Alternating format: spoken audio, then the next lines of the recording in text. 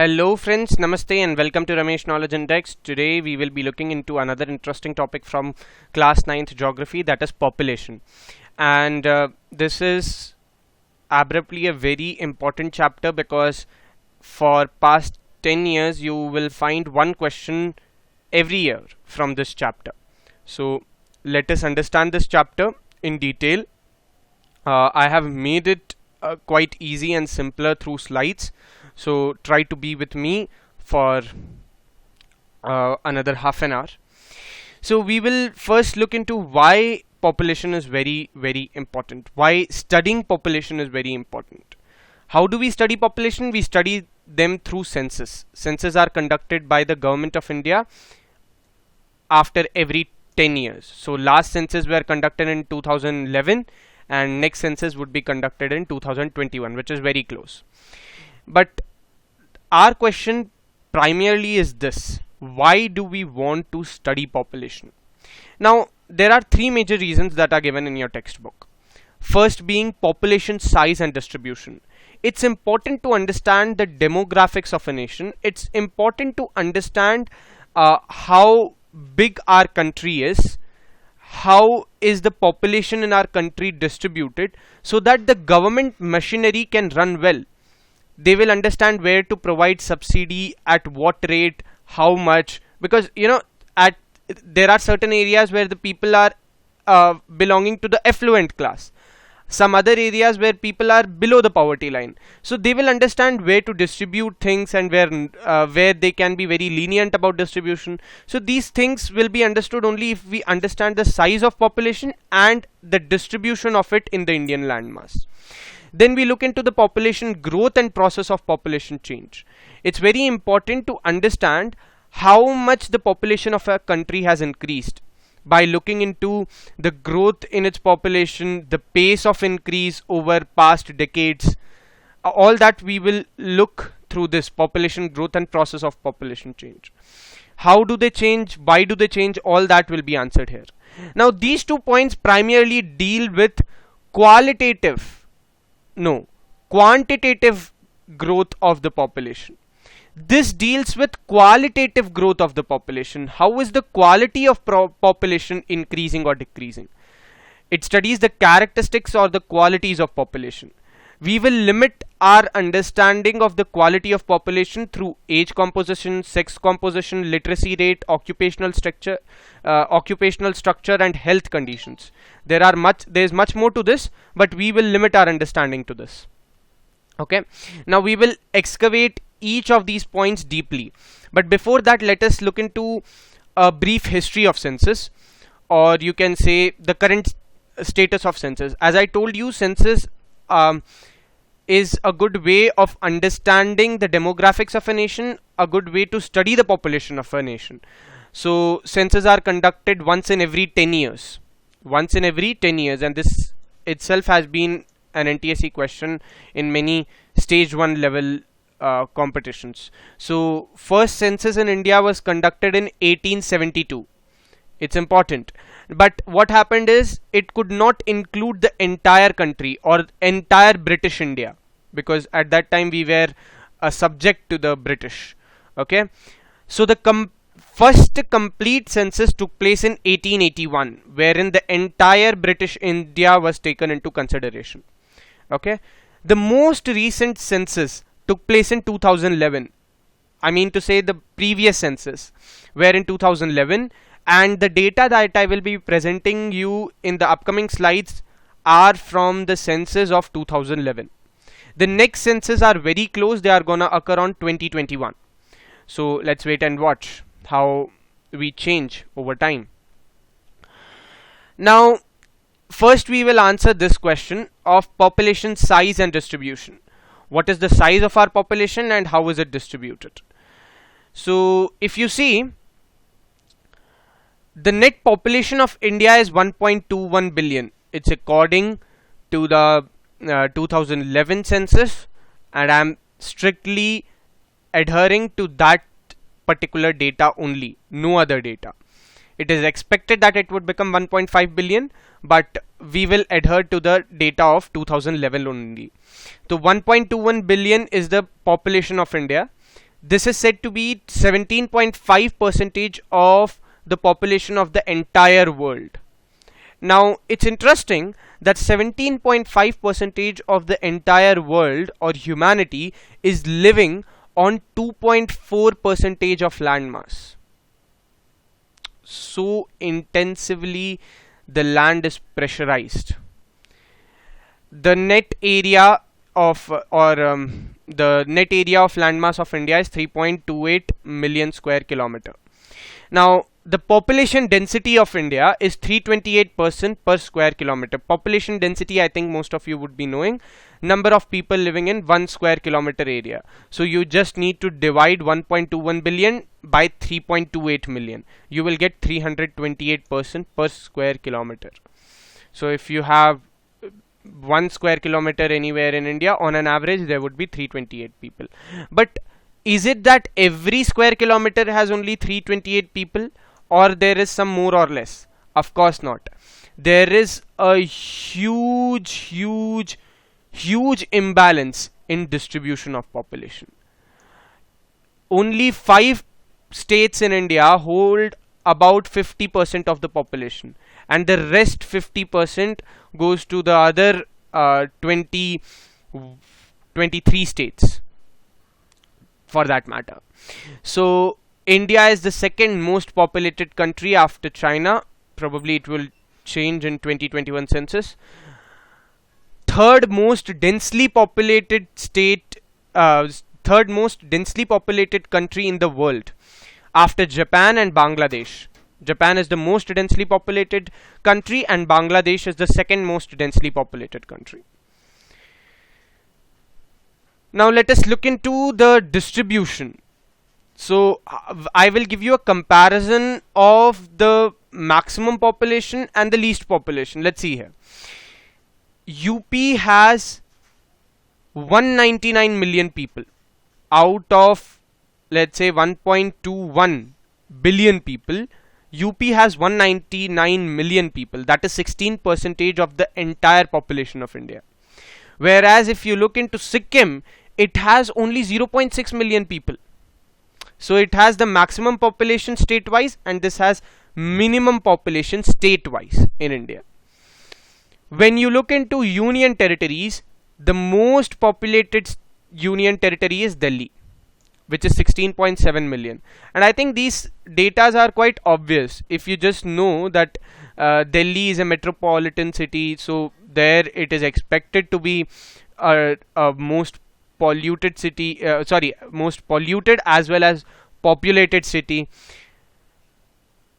Delhi and there are many other states which hold a lot of population. Even Bangalore has a very high density of population. We will look into density later. Okay. Lakshadweep on the other hand has 64,429 people only. So you see the level of disparity in distribution that exists in India. But why can't we take it? Why can't we take this data for granted? It's because, you know, some states in India are big and some states in India are small. If you see, Rajasthan is the largest state, but it holds a very small proportion of the population. If you are comparing UP with Sikkim, I don't think it's correct, because Sikkim is very small in size and UP is very large in size. So we need to compare them with respect to the land or with respect to the area that they possess. So we will do that by looking into the map that NCERT has given us. If you see here, I told you that the population of India accounts for 17.5% of the population of the entire world, and the land mass is just 2.4%. So that is given in your NCERT. These pie charts are very, very important because they ask these things directly in examination. Okay. Now let us look into this data. So you see the distribution of population is given here. Uttar Pradesh accounts for 16%, then the second most populated state is Maharashtra, then Bihar, then West Bengal, then Andhra Pradesh. And you know, I told you that 5 states in India hold 50% of the population. These are the 5 states: UP, Maharashtra, Bihar, West Bengal, Andhra Pradesh. UP, Maharashtra, Bihar, West Bengal, and Andhra Pradesh. These 5 states account for 50% of the population. I told you why distribution of population without considering the landmass is irrelevant, because landmass determines the kind of resources that one has, the availability of space and things like that. So population density is one way of measuring, considering the population with regard to the landmass. Population density just refers to number of people living in 1 square kilometer of area.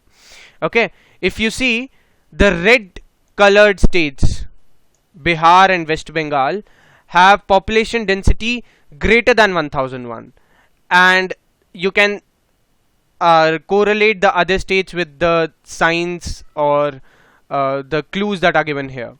Okay, so the most densely populated state in India, for no surprise, is Bihar. Okay, and the least densely populated state is Sikkim. If you want to know how much is their population density, the population density of Bihar is 1108 person per square kilometer, and the least densely populated state is Arunachal Pradesh, not Sikkim. I'm sorry. So it's not Sikkim, it's Arunachal Pradesh. Arunachal Pradesh population density is 17% per kilometer square, per square kilometer square. So that tells us that there is a huge disparity in distribution of population, even if we consider the landmass. The most densely populated union territory, for no surprise, is Delhi, and the least densely populated union territory is Andaman and Nicobar Island. Okay, so you need to know the maximum and minimum of state as well as of union territory. I think that's clear. So this data was presented to you. Okay, so state wise, if you see, the population of UP is 199 million, which accounts for 16% of the population. Sikkim, it is 0.6%. Union territory also I explained, it's Delhi and Lakshadweep. Delhi it's 16.7, and Lakshadweep it's 64,429. Now let us look into the NTSC question. The previous slide actually dealt with the population size and not distribution. Okay, population density I have shown you on the map, and now based on that map we have a question from NTSC stage 2 2016. Okay, it has asked us to arrange the following states in descending order of the population density. They have marked some states and you have to give it a try to arrange them in descending order of their population density. So if you would have given the map a closer look, you would have found that Bihar and West Bengal have highest population density. So it's very obvious that first we are gonna have West Bengal. So the option A is eliminated. Okay, now if you look into the other options, it's very clear that Himachal Pradesh will have the least population density, correct? Because it is located near the mountain areas, and you have seen that Sikkim, Arunachal Pradesh are the mountain areas where the population density is very, very less. So the option B is also eliminated. Now the question is, what among 2 and 4? If you have a good idea of population density in India, then you would be easily able to find the answer, that it is option C, because Uttar Pradesh has a more densely populated Uttar Pradesh is a more densely populated state than Tamil Nadu. Okay, so this is West Bengal, this is Uttar Pradesh, UP, this is Uttarakhand, no, I mean this is Himachal Pradesh, this is Tamil Nadu. Okay, so the most densely populated one was West Bengal, the least densely populated was Himachal Pradesh, and then this belt, this Ganga, this is the alluvial belt of India. This is usually densely populated. It has almost all the densely populated states of the country. So you can say that any country that comes here would be in the top 10.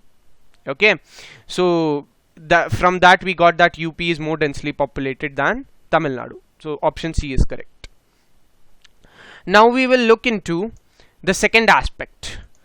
Now we have completed one aspect, and now we will be looking into the second aspect of this, that is population growth and processes of population change. Why is this important? It is important to understand how much of our resources are to be shared and by whom. This helps us to understand that. Although the resources that are available in India is very less when compared to the population, but how is it so that it is rapidly increasing? That needs to be studied so that some preventive measures can be taken. And for that, we study the second aspect of it, that is population growth and processes of change. This is a very, very important aspect. Every year from the past 10 years paper, if you see, almost 5 years have questions from this particular chapter. I'll discuss all those questions. Okay, now let us look into how do we study population growth. We study them in two aspects. First one being absolute increase and then the annual growth rate. Absolute increase means, let's say the population of India in 2011 was some X millions or billions or something it can be, which was the last census. Now from last to last census, that is 2001, let's say the population of India was Y million or billion or something. Then absolute increase refers to the difference in the population of two consecutive censuses. So the increase would have been X minus Y. If it would be decrease, then it would be Y minus X, which I think is very unlikely in case of India. So the absolute increase accounts to the number of the increase or the number that has grown. Okay, if it was 200, from 200 it reaches 400, then the absolute increase is of 200. Okay, annual growth rate refers to this particular expression expressed in proportion to the original population as a percentage. Okay, so referring to the increase in population in terms of percentages, annual growth rate. Okay, annual growth rate is steadily declining in India, but absolute increase is continuously increasing because we have a huge population. Although today people are aware that population is abruptly acting as a time bomb, so the annual growth rate is decreasing. But if even one person produces two people, we have a population of 1.21 billion. So that will multiply to a large extent. Of course, I am not considering the death rate, that is another thing. But we will understand how are these two connected and how are these two independent. We will look into both these aspects. Okay, so let us look into the NCERT data of population growth, which is very, very important. Now look into this particular table, wherein they have shown the total population, absolute increase in decades and annual growth rate. Okay, so in millions they have shown. It is seen that the annual growth rate was increasing, steadily increasing from 1951 to 1981. Till 1981 it was increasing. then there was a downfall. Then there was a downfall in the growth rate. But the absolute increase even then kept on increasing. Now, how is that possible? It is because at that time we were looking at 2.2 percentage of 623 million people. Then we started looking at 2.1 percentage of 846 million people. So it is not that if this decreases, this will also decrease, absolute increase, because the population is continuously increasing, no? So if population is increasing, even if you decrease the growth rate, the absolute increase will not be affected much. If you see in 2011, the annual growth rate decreased, as well as the absolute increase in the population also decreased. So it is expected that by 2070 we will be able to make the population growth steady in India.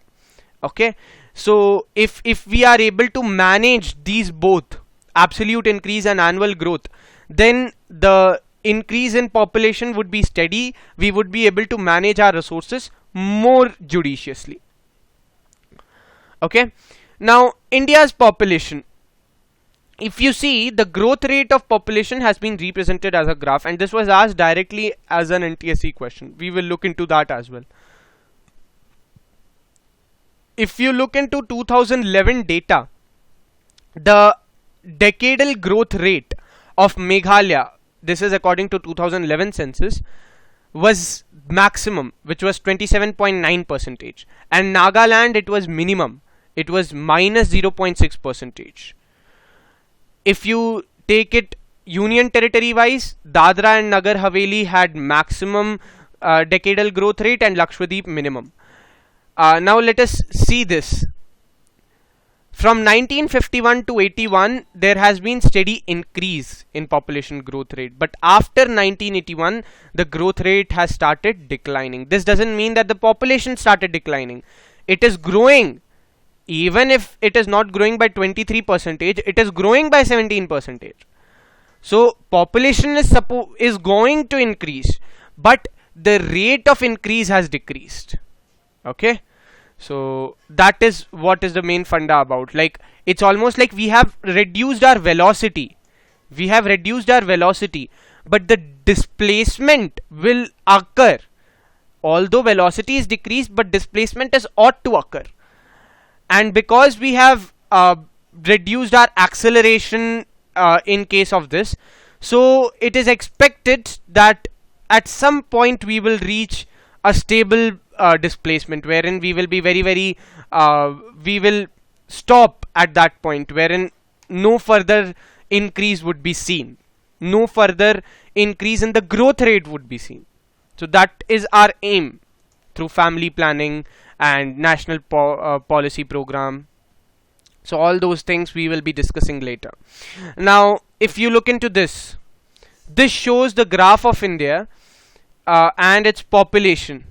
Okay, from 1951 it was 361.09 million people, and now it has reached to 121. Oh, it's 361 crore people, and now it's 121 crore people. Okay, so that is what is being reflected through these data. So these three graphs are very important. Questions have been asked. Now seeing this, it seems as if the population of India is a very great threat to the development of India, but later on we will realize that population does not always act as a threat. It is also a huge opportunity. India is a young country and it has a huge opportunity in terms of development. Even with such a huge population, we can manage to run such a great democracy. That means we have a lot of capabilities, we have a lot of strength, and we will understand those strengths in our upcoming slides. Come on, let's move on.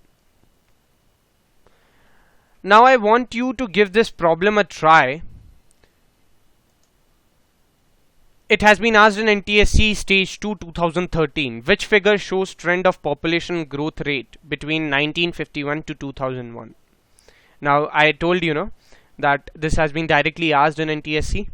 So if you see, It shows that steadily the population growth rate has been increasing. I don't think so. I told you from 1981 it started decreasing.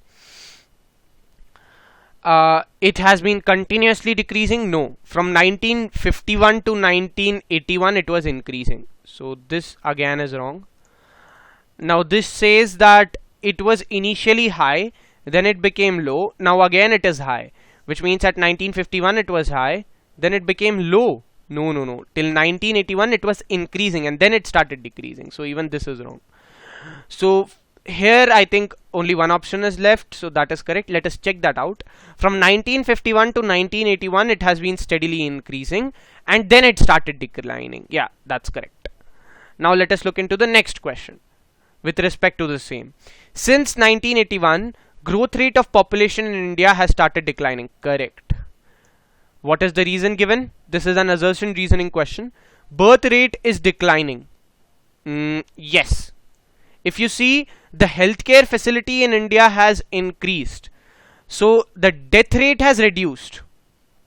But due to awareness, birth rate has also started declining. So although our population is increasing because of lowering death rate, but birth rate has declined. For if you look into past, people used to have 4, 5, 6 children in their family. Now there are only 2. So birth rate has declined. And is it the reason for decline in the population growth rate? Yes, of course. So both A and R are true and R explains A. So the first option is correct.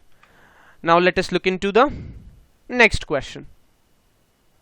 Okay, so we are done with the questions. So you see there are many more questions that you can search about with regard to population growth. Okay, because there are many questions that have been asked. Now, what leads to population growth or change in population? There are certain factors that have been discussed. Birth rate, death rate, and migration are the 3 major factors that have been discussed in the NCERT textbook. Birth rate, death rate, and migration. More than anything, their definition is important. Birth rate means number of live births per 1,000 people in a year.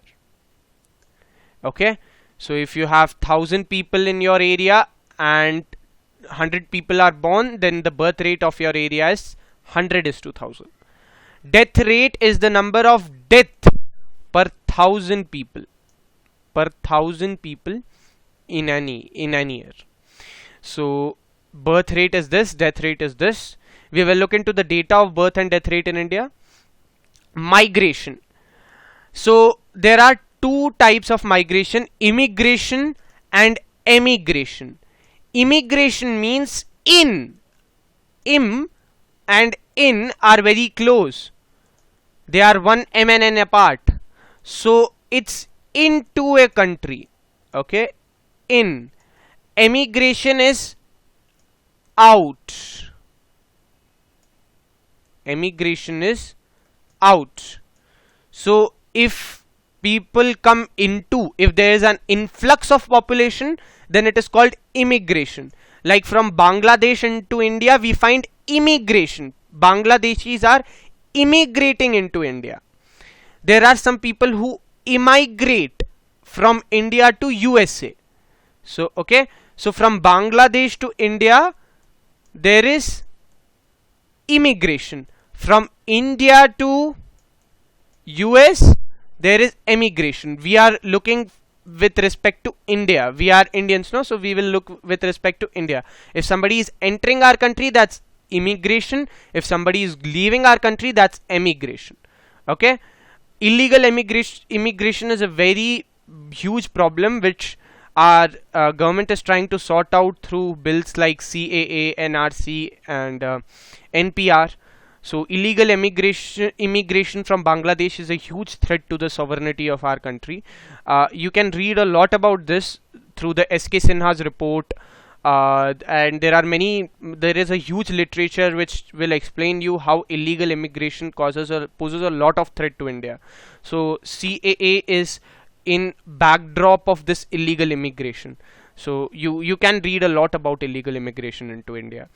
Emigration I explained, in search of better opportunity, in search of health facilities, better economic opportunities, people emigrate from developing countries to developed countries.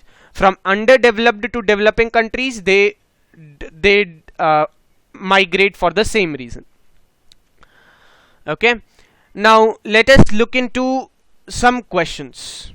Okay, in India, most migration have been from rural to urban area. Yes, I told you, migration takes place from less prosperous land to more prosperous land. Rural areas are usually less economically developed, and urban areas are more economically developed. So, migration is ought to occur in this side. Okay, urban areas offer greater employment opportunities and better living condition. Yeah, so this is the reason why this is happening. So both A and R are true, and R explains A. This is very easy question. Now we have looked into another very major aspect, that was the second point, population growth. Now we will come into a very important topic, that is the quality of population. Okay, or the characteristics of the population. This becomes important in backdrop of understanding population as an opportunity.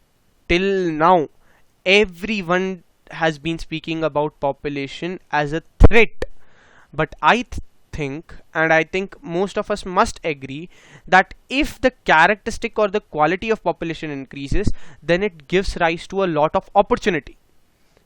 Now we will understand the characteristics of the population using age composition, sex composition, literacy level, occupational structure, and health conditions. Okay, now let us look at it one by one. First one was what? Age composition, isn't it? Now, so we'll look into the age composition. The age composition of India can be broadly divided into children, adults or the working class, and the old.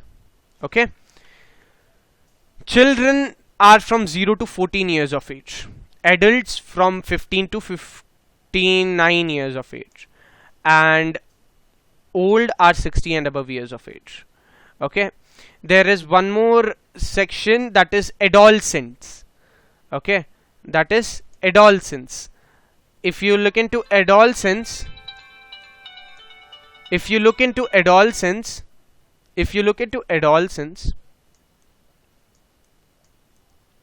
it is from 10 to 19 years of age.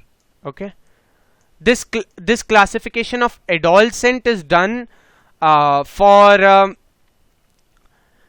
the sake of family planning, or for the sake of generating awareness, because most of the people who belong to the adolescent age are seen to be opportunistic as well as more prone to some kind of disturbances.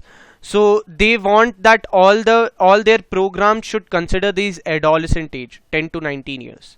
Okay, it includes both children and adults as well. Now we will look into why is this composition, or why is this division necessary. Understand, children are seen as economically unproductive. They are seen as economically unproductive. They need investment. Okay, government must invest, their parents must invest in their health, their education, their clothing, their food, their medical care. All those things require investment. Then comes the adults group, that is the working class. It is a economically productive section. Let me change the color.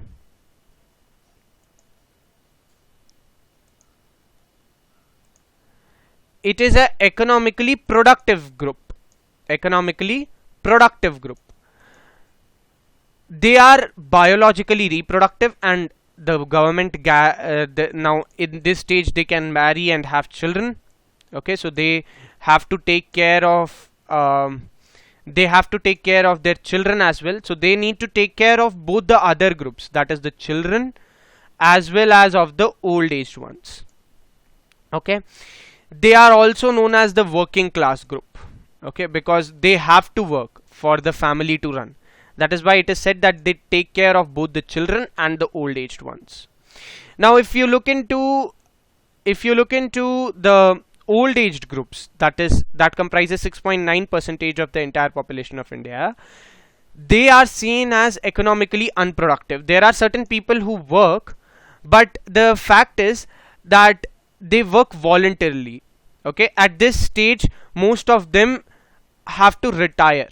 Okay, they have to retire.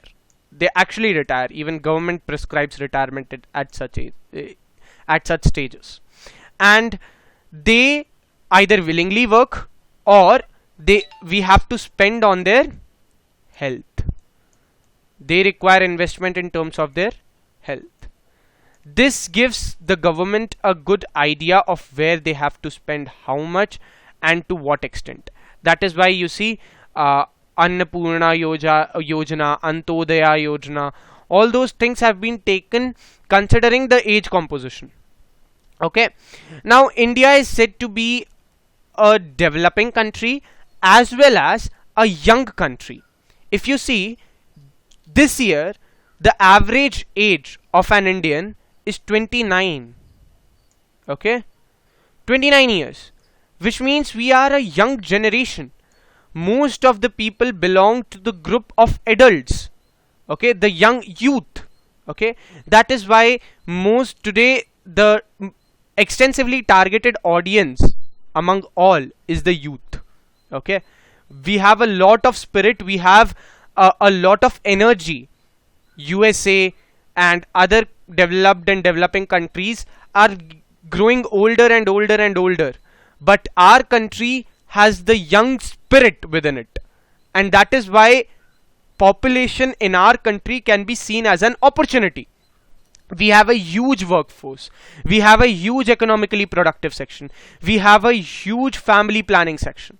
So this makes India's population an opportunity more than a threat. Now let us look into sex ratio, the number of females per thousand males in the population. Our sex ratio is 943, which is quite low. It has reduced from 946 to 943. So this is a sad sign. Kerala has the highest sex ratio, that is 1084. Haryana has the least sex ratio in terms of states, that is 877. If this is state-wise comparison, and if you look into union territories, the best sex ratio is shown by Puducherry, which is 1038, and Delhi shows the worst sex ratio all over the country, that is 866. Okay, so we will look into a graph. This is by Jagran Josh, a graph by Jagran Josh. So in 1961 our population or our sex ratio was 1941. If you go back in 1951, our sex ratio was 946. Okay,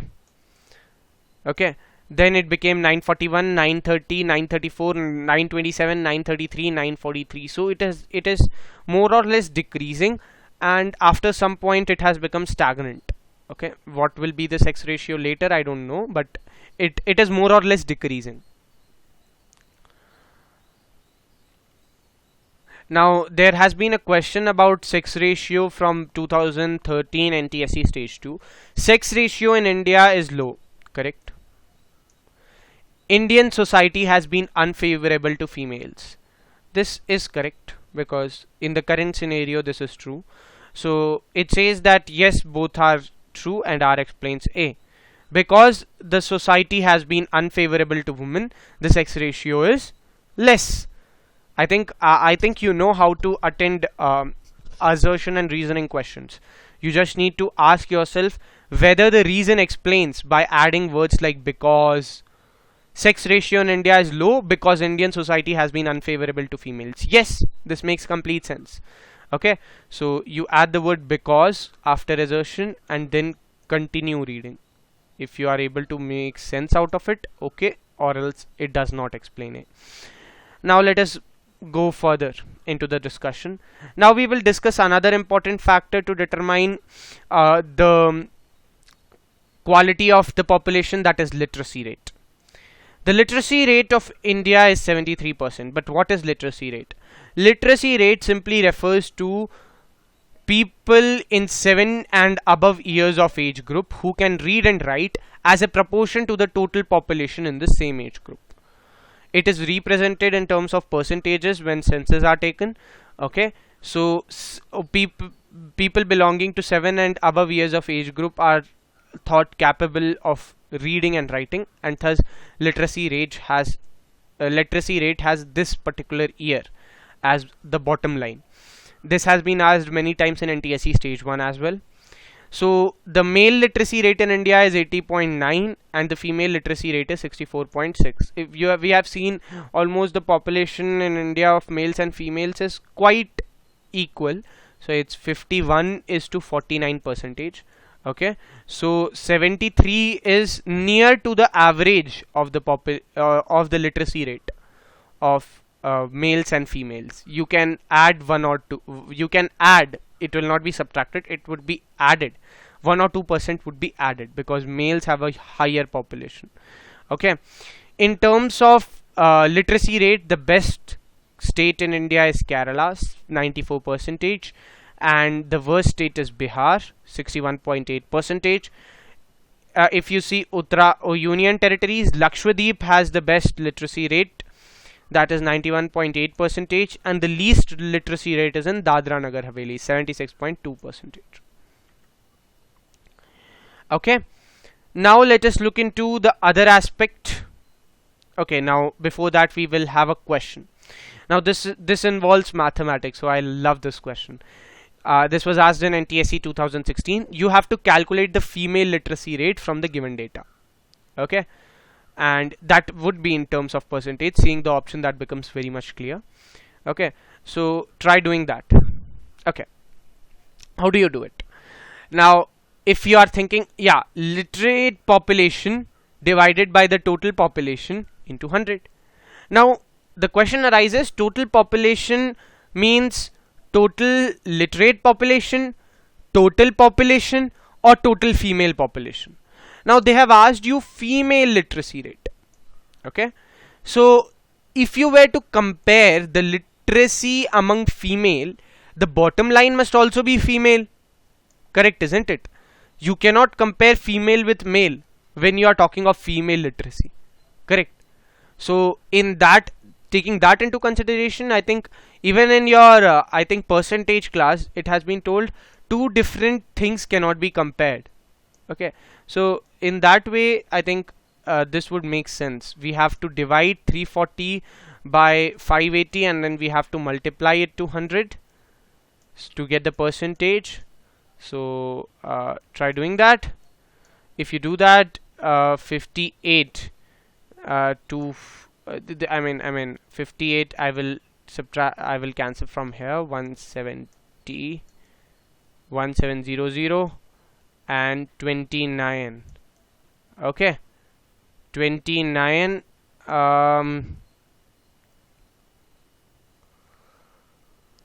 So if you divide 1700 by 29, I think what you would get is 58.6 percentage, because you see it's quite close to 5 times, 50 times of this. If you multiply 29 into 5,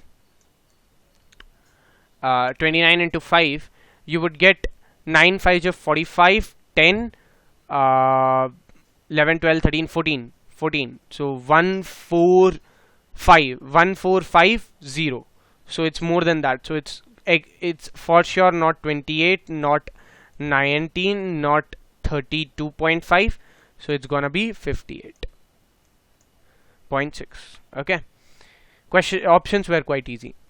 Occupational structure. Now this particular subtopic, or the occupational structure, is related to class 10th NCERT, wherein you have a chapter named structure sectors of Indian economy. You have seen we classified the occupation based on 3 major subdivisions, that is nature of activity, condition of employment, and ownership. So if you look into the nature of activity, it can be classified as primary, secondary, tertiary. If you look into the level of organization or the condition of the workers, it can be classified as organized and unorganized. If you look into the ownership, whether it is owned by the government or any public or any private entity, it is public or private sector. Okay, so it is usually said that primary sector is seen as a primitive sector, but even today in India, 64% of the population is involved in agriculture. Now, it's not because agriculture is bad, it's because the practice of agriculture in India is very primitive. Even today, we use primitive tools. We have not advanced ourselves in terms of using tractors, hoe, and things like that. It is very slow. The pace of development, modern development in agriculture is very, very slow. That's why primary sector is seen primitive, whereas secondary and tertiary sector, although are getting advanced, but they contribute hugely to the GDP, but the workforce involved there is very, very less. Okay, most of the rural population is seen prone to some kind of exploitation and the seen backward, not because they don't know anything, it's because the level of economic development in rural areas is less, whereas in urban areas it's said to be more. So it's even the government compares the rural population, the number of rural population with the number of urban population in India. So rural population is 68.2%, urban population is 31.8%. Now that tells us about the occupational structure. Now let us look into the health condition of India. If you see, death rates in India have decreased from 25 per thousand in 1951 to 7.2 per thousand in 2011, and life expectancy has increased. It was 36.7 years, now it is 67.9 years in 1951 to 2012. So health conditions are increasing, but the thing is, the number of doctors for such a huge population even today is less. But the way India is fighting a global pandemic like corona, it shows that the proactive measures of the health bodies, matlab the health caring institutions, is very, very commendable. Wherein you need to understand that to manage such a huge population, especially where people are always conflicting, for one great idea, for one great cause, is very tough. But the health sector was able to do this, and I think we must appreciate the health sector, whether the doctors, whether politicians, whether anyone who was involved in holding on to this global pandemic. They must be appreciated, they must be given their credits for this, and I think that will happen. Now let us look into NPP, National Population Policy. National Population Policy was devised to control population in India. You should see this in backdrop of planning program, family planning program of 1952. In 1952 we had and after that we took several steps. All those steps were combined together to give what is called NPP, National Population Policy of 2000. Okay. Now, National Population Policy has 5 major objectives, and you should know them by heart. This is free and compulsory education for 14 years of age, up to 14 years of age. Then reducing infant mortality rate to below 30 per thousand live births. This is also one aim, very important aim. Achieving universal immunization against all vaccine preventable diseases. Promoting delayed marriage for girls, and making family welfare a people-centered program. Now all these 5 points are very, very crucial and important. Free and compulsory education, there is one thing known as RTE, Right to Education, 2005. Through that has been guaranteed. Okay, for decreasing the infant mortality rate, the health status or the health facilities in India are continuously improving. Okay, then achieving universal immunization of all of children against all vaccine preventable diseases. A good example to this is polio. If you see, polio was a vaccine preventable diseases, and today we have been successful in uh, stopping it. Now promoting delayed marriage for girls, marrying girls or child marriage of girls below 18 years of age is an offensive crime. Okay, so there are many laws which ensure this. Okay, then making family welfare a people centered program. This is more a philosophical point, because but you need to understand what is the underlying idea. Government comprises of some ministers, parliament comprises of some representatives, but until and unless people do not get involved in family planning, this is never going to happen. People will continue reproducing more and more, then abruptly we will have to the unequal distribution of resources will also increase. But if people understand the value of family planning, national population policy, then only we can achieve what is known as development in true terms, national development in true terms. So people must understand. That is why it is said to be a people centered program. Okay, with this we end the topic. I hope you enjoyed the video. If so, then do like, share and subscribe my channel. Do not forget to press the bell icon to stay updated. Also, leave your comments in the comment box if you have any query, and stay tuned. Bye bye.